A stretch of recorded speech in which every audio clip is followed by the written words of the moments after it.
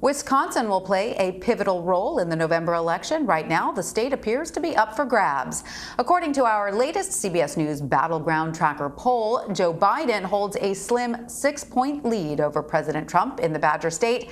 But as we've seen before, polls can change quickly.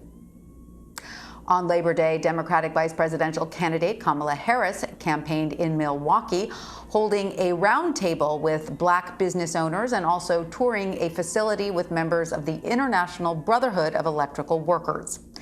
Vice President Mike Pence was also in Wisconsin trying to win over Democrats in La Crosse. Ben Wikler joins me now from Madison, Wisconsin. He's the chair of the Democratic Party of Wisconsin.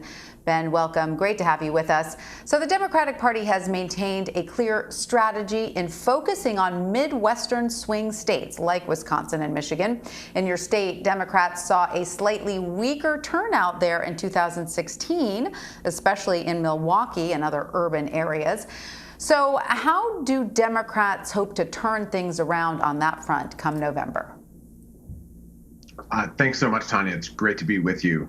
And I am thrilled that we welcomed future Vice President Harris and past Vice President this Labor Day. And last week, we had a visit from past Vice President, future President Biden. This is a ticket that deeply believes in Wisconsin, cares about our state, cares about the Midwest, cares about working people across race, white, black, and brown, across geography in rural areas and suburbs and cities.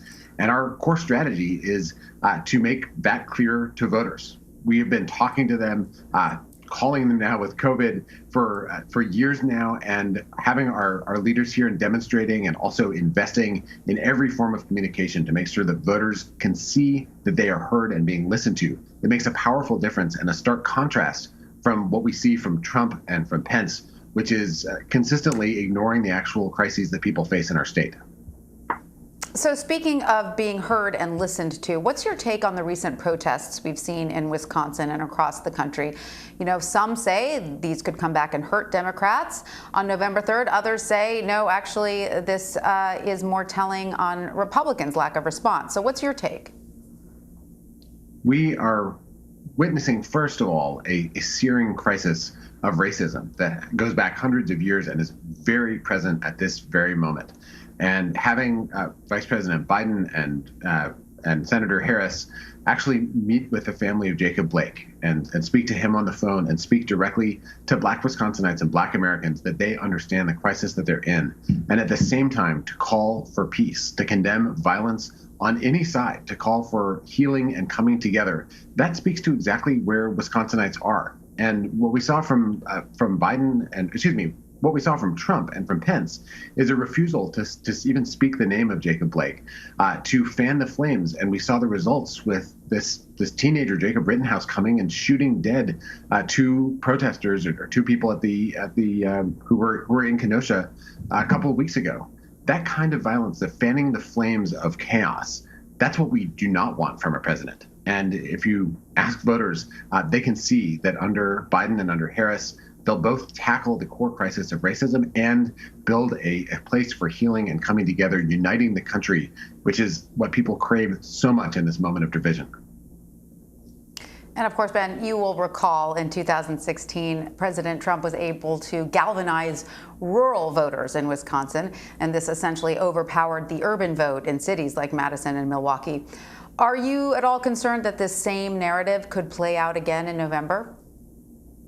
The problem that Trump and Pence have is that they've abandoned rural voters. Wisconsin is now the farm bankruptcy capital of the country. Farm bankruptcies went up 20% in 2019 before COVID hit. We actually had 2,200 farm bankruptcies under the Trump-Pence administration. And they've provided aid that goes mostly to the biggest agribusiness concerns in the country. So this is something that we're seeing. There are a lot of rural voters, and you could see it in the spring election this year. Rural voters across Wisconsin who are turning against this administration, people who maybe sat out 2016, who are now ready to vote for Biden and Harris. And at the Democratic Party, we're investing and organizing in rural parts of our state, along with our cities and our suburbs, because we know that to win everywhere, you've got to be organizing and on the ground and listening to people everywhere. And so we are now less than 2 months from Election Day. Speaking more broadly and looking outside of your state, is there anything that keeps you up at night that you believe could hurt Democrats come Election Day?